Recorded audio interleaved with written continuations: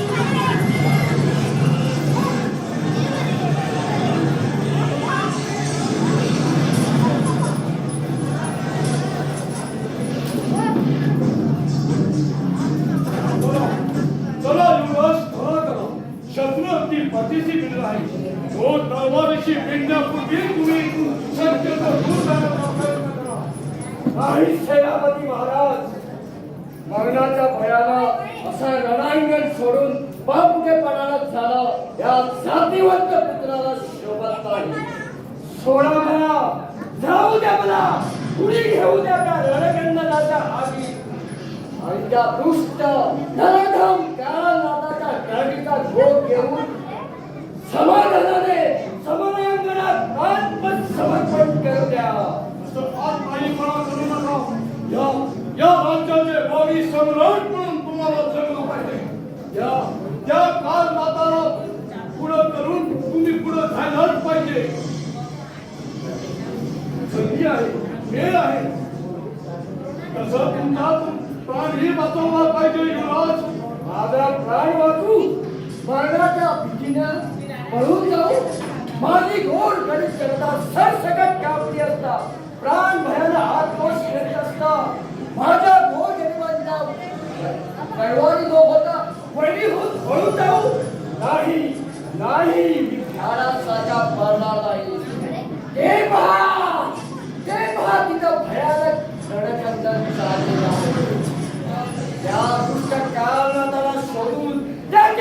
राई राई एवढे तुकडे करू द्या मला. कालचा मालिक ही डबरीचा काळकूट माझ्या सिंहासनावर, माझ्या पिताजींच्या सिंहासनावर बसला आहे. उन्मादाने तो थै खेळ नाचत आहे. त्याचे पाय एकांतवासपणात सोडू द्या. तर कंधार येऊया उभी रणसंग्रामात. युवराज, वाटेत तुमचे हे वागणे सद्यस्थितीत अविचारीपणाचे ठरेल. सेनापती महाराज सांगतात ते योग्य. अविचाराने आत्महत्या ओढून घेण्यापेक्षा या संधीचा फायदा घेऊन पळून जाण्याच योग्य. कंधार, माझ्या युवक दोस्ता, तूही यांच्याप्रमाणे मला नावर्तपणाचा, ध्यानपणाचा सल्ला देत आहे.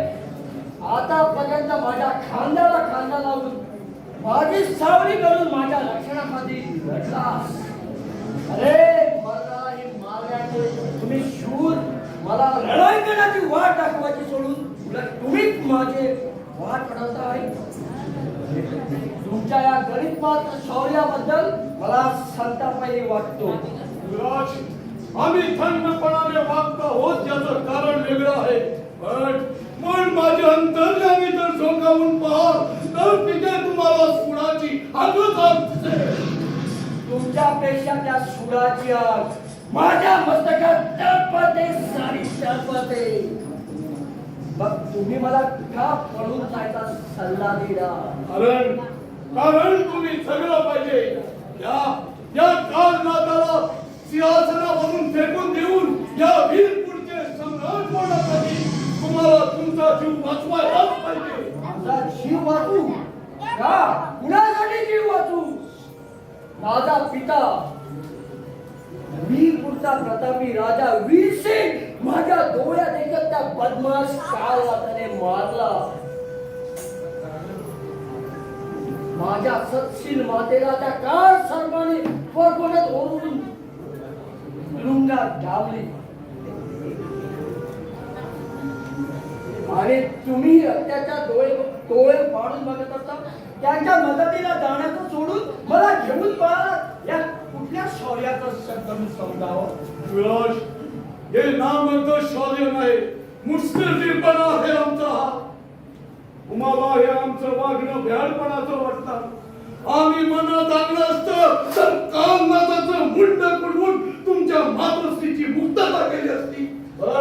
पण त्याच वेळी 15 शिंदे दलाच्या गडात तुम्ही प्राणपणाने लढत आहात हे आम्ही पाहिलं.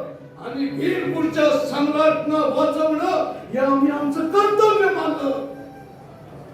शत्रूला मारता मारता मला मरू द्यायचं होतं सेनापती, पण माझ्या मातोश्रीला तुम्ही वाचवला पाहिजे होतं. उद्या तो कालनाथ माझ्या आईचा हतोनात छळ करेल. तिचं ते पवित्रशील. सेनापती महाराज, पुढचे शब्द मला उच्चार आहे शरम वाटते. युवराज, वरच्या शंका घेऊ नका. सती सावित्रीची पुण्याई पाठीशी बांधून फिरणाऱ्या आमच्या महाराणीच्या केसालाही धक्का लावायचा सामर्थ त्या महाकवी कालनाथाजवळ नाही.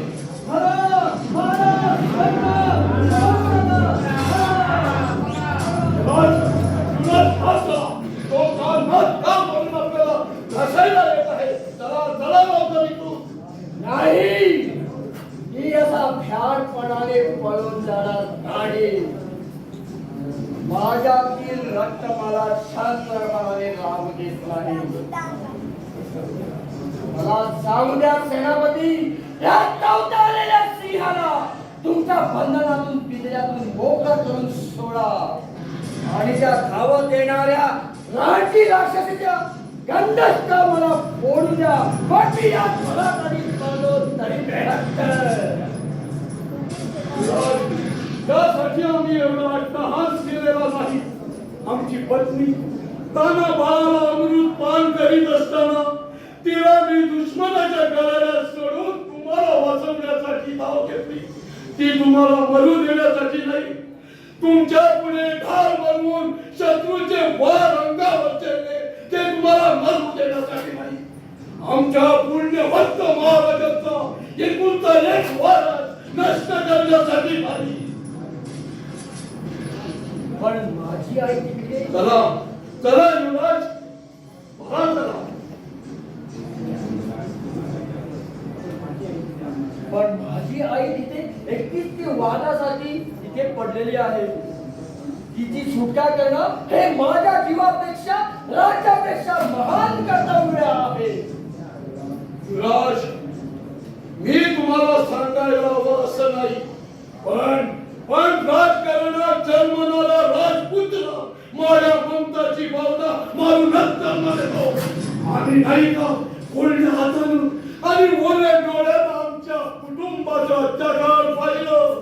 युवराज, सेनापती असलो तरी आम्ही हे कुणाचे तरी पिता आहोत आणि हे कुणाचे तरी पती आहोत हे आम्ही कसं विसरणार.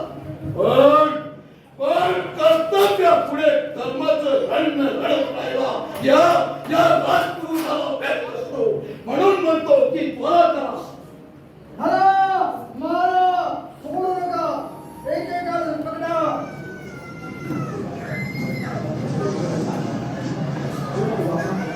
पण बाबा, युवराज, तुम्ही मला बाबा म्हणून हाक मारली. होय बाबा,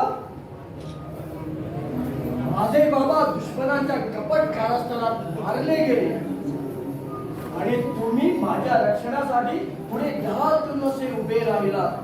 वाटलं होतं माझे आई बाप गेले म्हणून तुमची मला माया मिळेल म्हणून, पण तुम्ही तर मला या विशाल दुनियेतून हाकलून देत आहात. मंदार, या कोवळ्या वयात तुम्हाला रानोमान भटकावं लागत आहे याची आम्हाला अत्यंत दुःख होत आहे. पण नाईलाजानं हे दुःख सहन करावंच लागणार आहे बेटा. जा जा रानावनात जा, रानावनात भटकायला जा आणि रानावनात ती काटकी हुंडी तरुण पोरं तयार करा आणि सैन्य उभारा आणि त्या काळकुट्यानं जे राज सुरक्षा हे सगळं नष्ट करा. जा. हा खंडार तुमचा दोस्त तुमच्या रक्षणासाठी 4 पावलं मदत करील. 4 पावलं म्हणजे मी काही नाही समजलो. युवराज, थोड्या वेळाची संगत आहे आपली. नंतर तुमचे आपले मार्ग भिन्न होणार आहेत आणि ते पुन्हा कधीही एकामेकाला जोडलेले आहेत नाही. आपलं म्हणणं काही मला समजलं नाही. ते मी तुम्हाला वाटते जाता जाता समजेल. मंदार, एक महत्वाची गोष्ट सांगायची राहील. या पलीकडच्या सज्जन पर्वतावर भूताची दरी नावाची एक भयानक दरी आहे. तिथंच आसपास कुठेतरी सरदार धर्मसेन आपल्या राणची टोळीसह राहतो. तुम्ही त्यांची मदत द्या. त्यांची मदत तुम्हाला राज्य स्वतंत्र करण्यासाठी उपयोगी पडेल. सरदार धर्मसेन हा कोण सरदार? एक बंडखोर, तुमच्या पिताजी विरुद्ध बंड करणारा तो एक देशद्रोही आहे. मग एक वैरी दोस्त कसा होईल? प्रथम तो आपल्या मुलाला पाहून क्षमा करेल की आलिंगन देईल? मदत करील. खात्रीनं तो तुम्हाला पोटाशी धरून मदत करील. हे कसा शक्य आहे? युवराज, त्या सरदार धर्मसेनाला फक्त आम्हीच ओळखतो. तो साक्षात स्वाभिमान तेवढाचा जीव आहे. पण तो जीव आज तेलाशिवाय मदतीशिवाय त्या कालनाथाच्या सुडासाठी तडफडत आहे. म्हणजे असं काय केलं त्या कालनाथानं त्याचं? काय करायचं बाकी ठेवलंय त्या चांडाळानं. कालनाथ गुप्त रूपाने शेजारच्या मांडलिक राजाशी कुट्टाशी मिळून आहे हे फक्त धर्मसेनालाच ठाऊक होतं. आणि याची जाणीव जेव्हा कालनाथाला झाली तेव्हा याच कालनाथानं खोटे पुरावे उभे करून या स्वामीनिष्ठ धर्मसेनाला देशद्रोही ठरवलंय. म्हणून तुमच्या पिताजीने चिडून त्या धर्मसेनाला देहदंडाची शिक्षा फरमावली. पण आमच्या शिफारशीमुळे त्यांची हद्दपार सुटका झाली. तो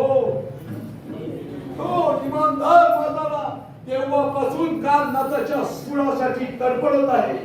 जा जा बेटा, त्या विजू पाळणाऱ्या शौर्याला तुझ्या शौर्याचं तेल घाल.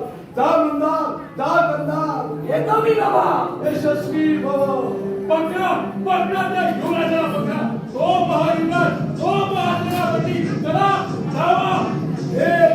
हे विश्वासघाती काल नागा सुडासाठी तळपटणाऱ्या वीरपूरच्या सेनापतीच्या समोर ये. वीर बाजी प्रभूच्या शौर्याने नाही तुला जनसदनास पाठवलं तर सेनापतीच्या मागे महावीर नाव सांगणार. पत्राचा शीट तुमच्या सेनापतीला पक्का. अरे सेनापती कोहारे महावीरा रणांगणाला पाठ पाऊल पडणारा सेनापती. उन्मादाने असू नकोस काल नागा. आम्ही पळालो ते पळपुट्टेपणाने नाही. हा महावीर वीरपूरचा सेनापती झाला. तो काही लुटपूटची लढाई लढून नाही. पण खेळासारखा महाराज का ऐक्यवेळी काल पुतळ्याच्या चूल पुतल्या. आम्ही पळालो ते साक्षात तुमचा मृत्यू घेऊन. आम्ही पळालो या वीरपूरच्या भावी सम्राटला घेऊन. काय कालच्या शेमड्या बोलाला तू घेऊन पळालास. शांडाळा फार विश्वासघात केला. अरे त्या कांट्याला शोधून त्याचं वास्तव त्याच्या बापाप्रमाणे सार्वभौम कानपूर महाराजाच्या चरणी ठेवण्यासाठी आम्ही सारा वीरपूर बांधव घालतो. मूर्खा, त्याला शोधण्याच्या अगोदर तुला मृत्यूच्या वाटेतच जावे लागणार आहे. पण तुला मारण्यासाठी हे पहा माझे सैनिक रामदूत होऊन तुझ्या पुढे उभे आहेत. बघताय का तो कांटा याच वाटेने गेला असेल. प्रथम त्या कांट्याचा पाठलाग करा आणि मगच या सेनापतीच्या देहाचे चेंदा मेंदा करा. करा. खबरदार बाबू नका.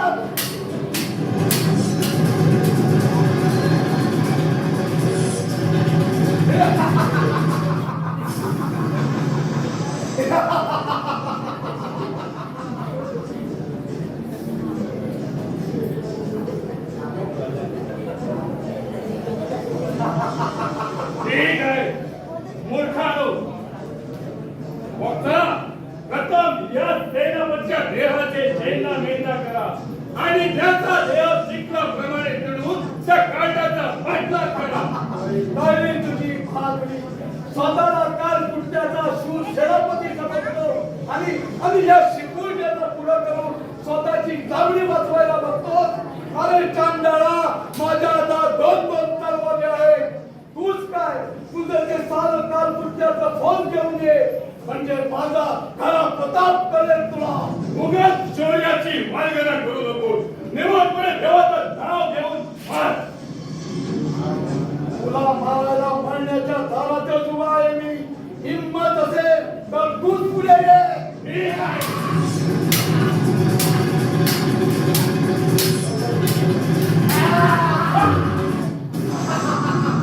निभालो पाहता का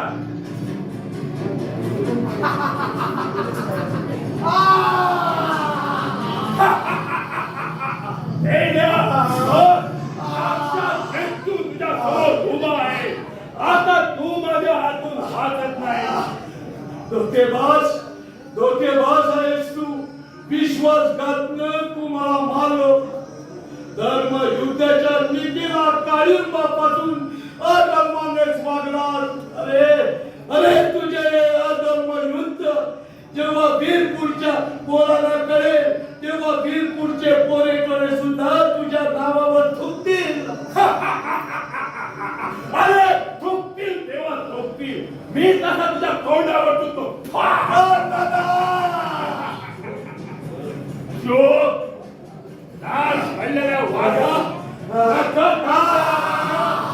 आता तू माझ्या हातात नाही. निवडपुढे देवाचं नाव घेऊन मर.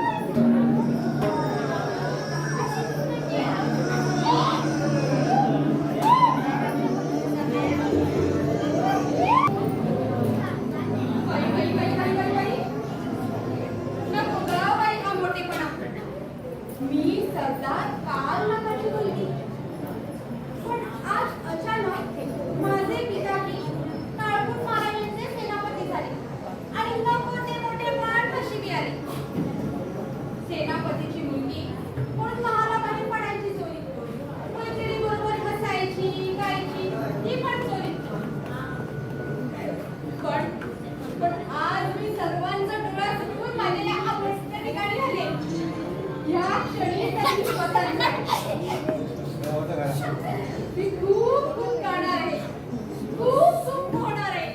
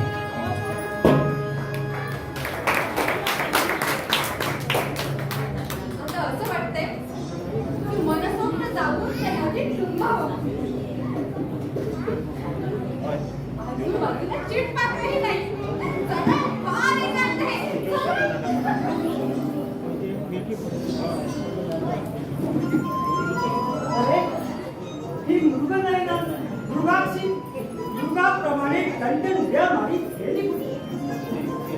आम्ही काळकूट महाराजाची शूरवीर नरवीर सुपुत्र असून आम्हाला कन्या मिळणे ही किती लाजीरवाणी. आम्ही पिताजींना सांगतो की आमचं लग्न करा. पण पिताजींनी 4 लग्न केली फटाफट. आमचं एकही लग्न केली. आता आम्ही तरुण झालो, पण आमच्या पिताजींना कळेल तेव्हा ना. महाराज महाराज महाराज ओ महाराज असं भूत पाहिलं का महाराज बघून? मला वाटतं महाराजांनी गाडी वाघ पाहिला की काय? वाघाला घेऊन पळाला नाही याची पिढी आहोत. वाघ दिसला असता तर आम्ही त्याचा जबडा नारळासारखा सोडला असता.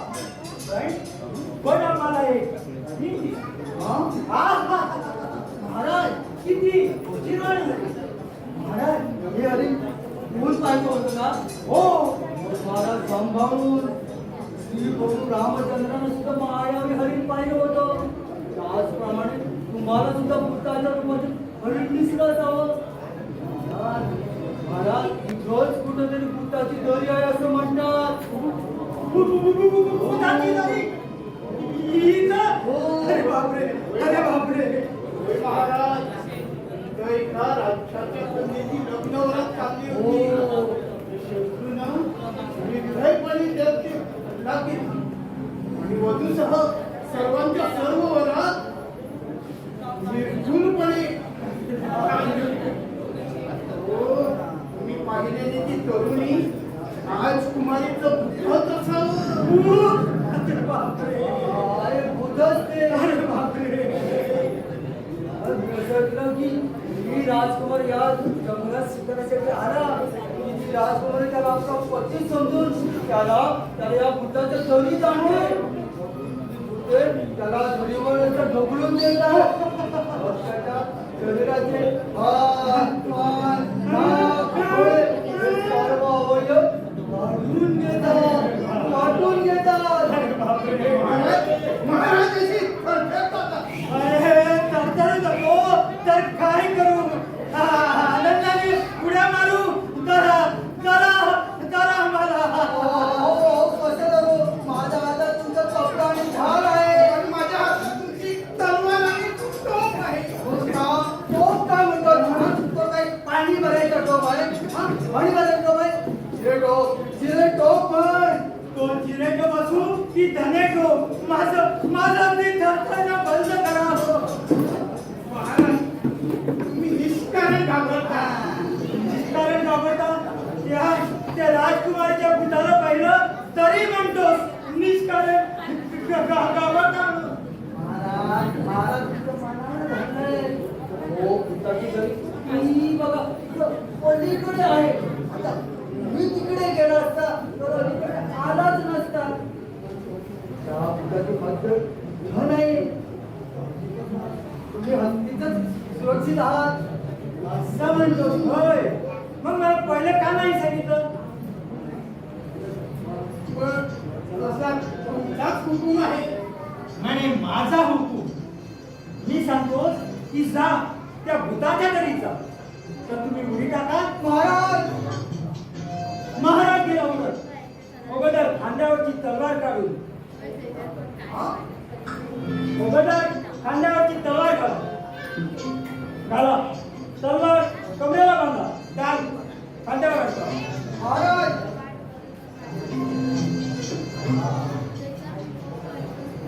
घाला. मी सांगतो ना घाला.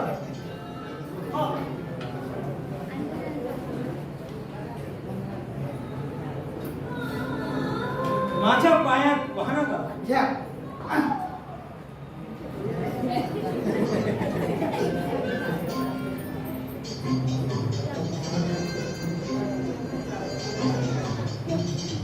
आणि तो डोक्यात घाल.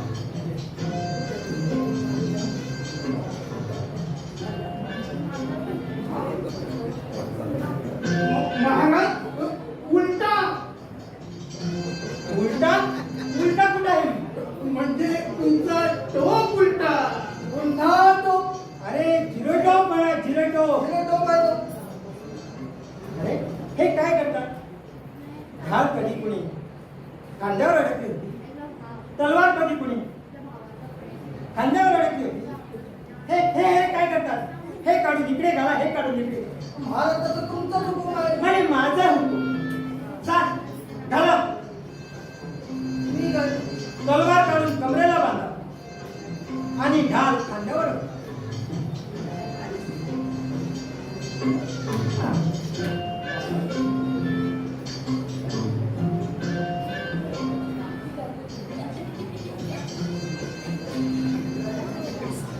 चला चला चला,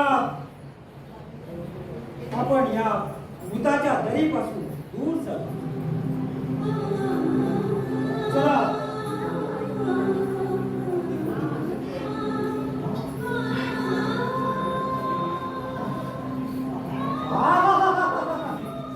किती मोठी कंठीश्वर, मंद मधुर मुलायम आवाज, स्वर्गीय गीत. महाराज, गंधर्व आहात हे स्वर्गीय गीत नाही, मरण गीत आहे. महाराज महाराज पिशाचं गीत आहे. पिशाचं गीत. राजकुमारी उठून तुम्हाला बोलवते आहे. मला बोलवते. हो. हो, पळा पळा पळा, चला ब्रदर, पळा पळा. अरे मूर्खानो, स्वतःचे जीव घेऊन पळत आहात. माझाही जीव घेऊन पळाला असता तर काय मेलो असतो. देवा देवा, हातातून वाचवले देवा. राम राम राम राम राम राम राम राम राम आपण जमला राम राम राम राम राम राम. अय्या हे ध्यान तर कार्टून महाराजांच्या युवराजांचं आहे. कशाने तरी घाबरलाय. चला, या बावळटाची थोडी गंमत करूया. काय करा कुमार? मी राजकुमार नाही कसा तू नक्कीच राजकुमार आहे. कपडे तर सारखे राजकुमाराचेच आहे. नाही ग बाई, नाही ग बाई. भूतबाई म्हणजे राजकुमार. हे कपडे राजकुमाराचेच आहे, पण मी राजकुमार नाही. वाल्या गोळ्याप्रमाणे चोर आहे, तरेखोर आहे. एका राजपुत्राला ठार मारून त्याचे कपडे व दागिने मी माझ्या अंगात चढवले. तुम्ही राजकुमार असो नाही तर चोर, पण दिसायला मात्र चिकणा दिसतो. दिसू दे चिकणा, पण डोळा काना करून माझ्याकडे बघू नकोस. काय हे काय बोलताय मूर्खासारखं? मूर्खासारखा नाही, अति शहाणपणाने बोलतो. कृपा करून तू आपल्या हातीत परत जा आणि मला माझ्या घरी तरतरच जाऊ द्या. तुझा मानपान मी पाठवून देईन. तुला काय देऊ? पोकट? म्हणजे तुम्ही मला भूत समजता की काय? अहो, मी भूत नाही. मी एक सामान्य स्त्री आहे. एवढी चार चौघासारखी सामान्य नवरी आहे. तुझ्यासारख्या गोड बोलण्याला मी बसणार नाही. तुला बोकड पाठवून देऊ की नको ते सांग. मला बोकड नको. मग काय, बकरा देऊ? नको. मला बोकड नको, बकरा नको. मला तुम्ही हवे. मी तुला चिकणा दिसतो ना, पण मी तुला असं वाटतो ना. चल माझ्या बरोबर, मी तुझ्याशी लग्न करेन. मग तुला माझ्यावर प्रेम करायला त्यापेक्षा पिताजींना सांगून मी तुझ्या हातात बेडी अडकवतो. नका हो, नका हो. माझ्या हाती बेडी अडकून नका हो, पण तिला करू नका. अडकवणारच. नका हो. माझ्या पिताजींना सांगून तुझ्या हातात लग्न बेडी अडकवून माझ्या हृदयातील बंदी खाण्यात मी तुला कायमची बंद करणार. युवराज, काय झालं? काय झालं? प्रेम झालं. आम्ही प्रेमात पडलो. आम्ही प्रेमात बुडालो. प्रेमात बुडालो. कुणाच्या प्रेमात बुडाला? या भुवन सुंदरीच्या. कोण? कलिका, तू इथं कशी? मी तुला महालाबाहेर पडण्याची बंदी घातली होती ना? मी नदीत स्नानासाठी आले होते. ही नदी स्नानासाठी गेली आणि आम्हाला प्रेम स्नान घडवलं. का चालती होय तू? पुन्हा कधी अशी बाहेर घेताना सापडली तर ह्याच राहत. तुम्ही याद राखा सेनापती. कलिका इथून तालेतरी जाणार नाही. तुम्ही चालते हो ऐकून. आमची आज्ञा ऐकली नाहीच तुम्ही. आज्ञा शिरसावंत द्या.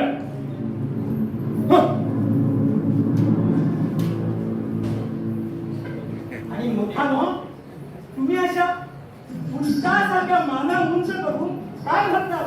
आम्ही भूत कुठे दिसतो का ते बघतो. भूताव गदर या संबंधाला बघा. पुढे तो तुमची तलवार आहे. काहीच कलिका माझी बहादुरी. मी शांत होतो तोपर्यंत कोणी तोंडात गोड घातलं तरी सावणार नाही. पण मी खवळलो तर मात्र मी महाभयंकर शैतान आहे. सर, माताजी आता आपण महाराजीकडे जाऊन आपलं उपमंगल करूया. काय भलतंच लक्षण लागलंय. धरलं तर चावतंय आणि सोडलं तर पडतंय. अगं बाई. हा मूर्ख खरोखर सम्राटांना सांगू माझ्याशी लग्न करायचं. आणि मग आयुष्यभर या मूर्ख बावटाबरोबर संसार करायचा नको. काय करू? काय करू? ही काय? ही कल्पना चांगली आहे. असंच वागावं येतं. युवराज, चला आपण त्या दरीकडे जाऊ. या भूताच्या दरीकडे. हो, त्या बुद्धाच्याच दरीकडे चला. मला की नाही तिकडे जावंसं वाटतंय बुद्धाच्या दरीकडे. अरे असे भलतच काय वाटायला लागलं तुला? तर कसा ही राजकुमारी आहे.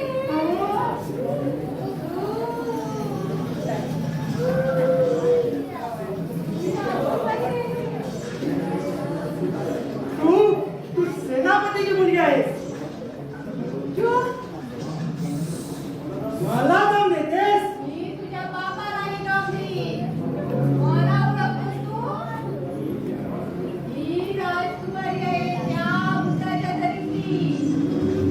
सेनापतीच्या मुलीला मी गमाटले.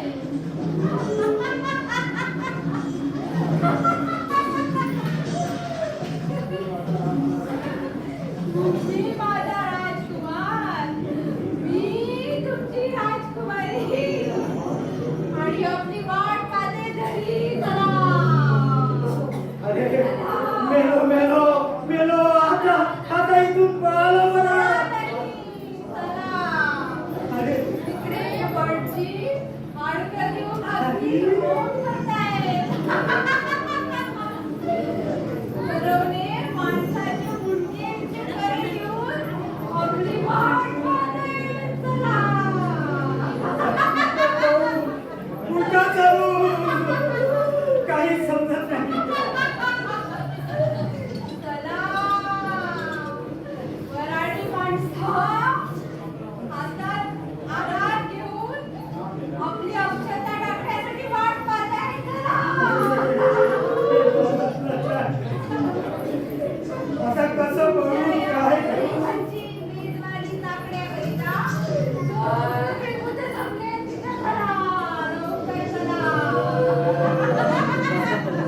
मी आता कसा जगू?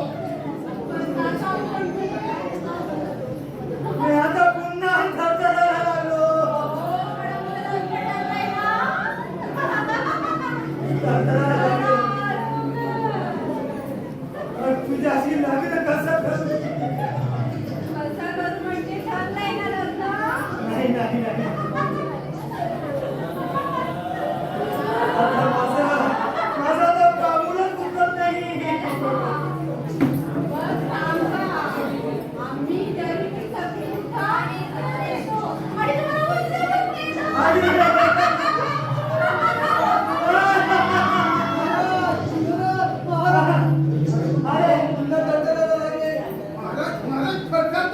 अरे बापरे, आले मला न्यायला आले. मेलो.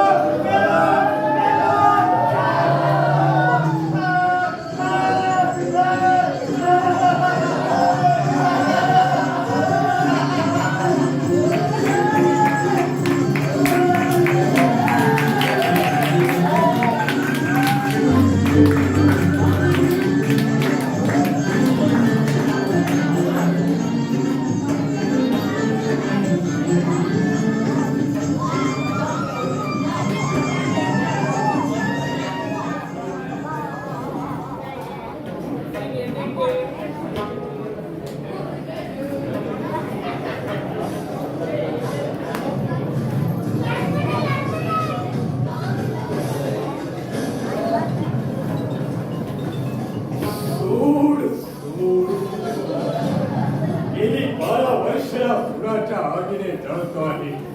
त्या दुष्ट काळजातानं माझ्याशी कपट कारस्थान करून मलाच देशद्रोही बंडखोर ठरवलं. पण खरा बंडखोर तो विश्वासघाती कालनाथ. मला त्याच्या बेईमानीपणाची शंका आहे का? त्या बाजी बदमाशानं माझ्या विरुद्ध भयंकर कट करून मला देशोधडीला लावलं. आणि वीर सेनच्या महाराजांनी सुद्धा त्याच्या शब्दावर विश्वास करून माझ्या सारख्या दोस्ताची दगलबाजी केली. पण मी याचा केव्हा ना केव्हा सोड घेईना. दुष्ट काळ नाता शील तोडून वीरपूरच्या महाराजांना दाखवून सांगणार की काळकुटाशी हात मिळवणी करणारा हाच तो दुष्ट काळ ना. त्या मनातशी बंदी लावत नाही. माझा शूर पुत्र धीरजही त्या काळनाथाच्या सुरासाठी अहोरात्र धडपडतो आहे. माझा पुत्र धीरज वीर पुन्हा त्या काळनाथाची खबर करायला गेला आहे. तो अद्याप आला कसा नाही. धीरज, काय झालं धीरज? आपल्या गाडीवर तुम्ही हल्ला केला की काय? आपल्या दुष्ट संघटनेला दुष्ट काळनाथाला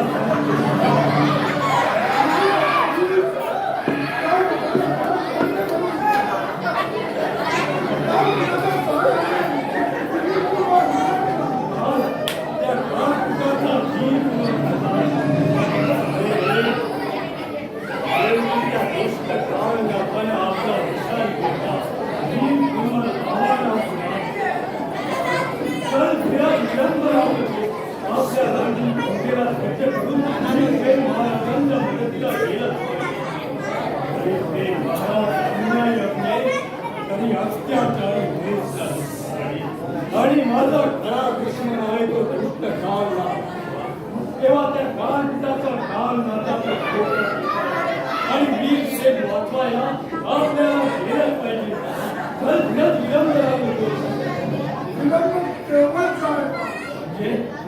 म्हणजे त्या काळनाथाने आपला डाव साधला की काय?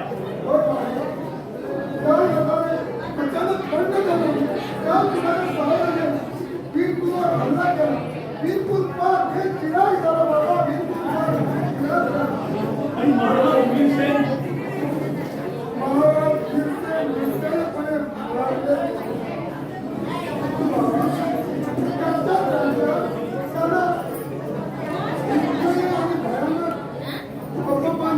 मरण दिलं त्या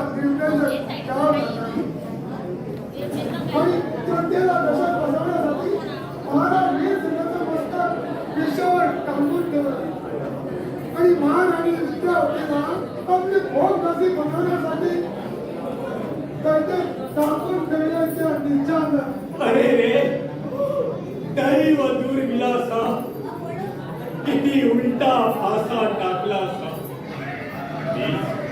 वीर त्या दुष्ट काळनाथाचं सत्तांग मधुर मस्तक वीरसेन महाराजांच्या चरणावर ठेवला.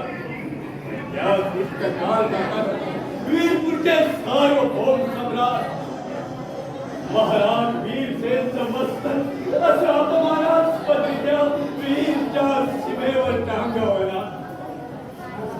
महाराज वीरसेन, आता तरी खरा देशद्रोही कोण आता काळनाथाच्या रूपाने आपल्या समोर येऊन माझं निरपराधित्व आपल्याला समजलं असेल. पण तरीही माझ्या सुराची इच्छा अद्याप अपूर्णच आहे. काळनाथाच्या सुरातील इच्छा ना? होय बेटा, मी ही जी राहणी फौज निर्माण केली आहे ती त्यासाठी. धैर्य सोडू नका, धीरज सोडू नका. बाबा, तुमचा समोर नायनाट करण्यासाठी हा तुमचा औषधी अद्याप ठेवतो आहे. धीरज हा आत्मघात करेल. सध्या त्या काळकुटाच्या कुटील कारस्थानाला त्या काळनाथाच्या कुटील डोक्याची साथ मिळाली आहे. तेव्हा ना माझ्यासारखे स्वामी निघता त्यांनी तुरुंगात तरी डांबले असतील अथवा त्यांची डोकी तरी मारली असतील. आपल्या अत्याचारी आणि अन्यायी सत्ता पुरुषानं वीरपूरच्या जनतेला भयभीत केलं असेल. तेव्हा हा पुत्राशी घाई करू नकोस.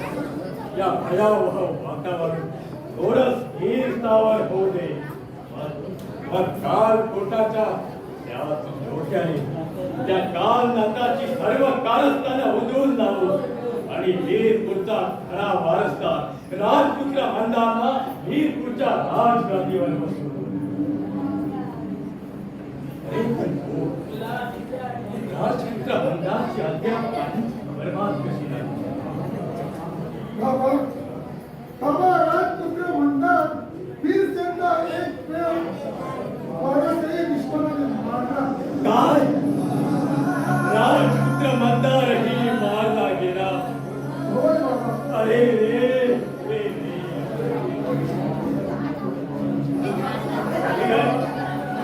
सेनापती महावीरांनी प्रयत्नाची पराकाष्ठा केली. राजपुत्राला वाचवण्यासाठी. दुश्मनाचा मारा आपल्या अंगावर जाऊन राजपुत्राला सुखरूप पाडलेला.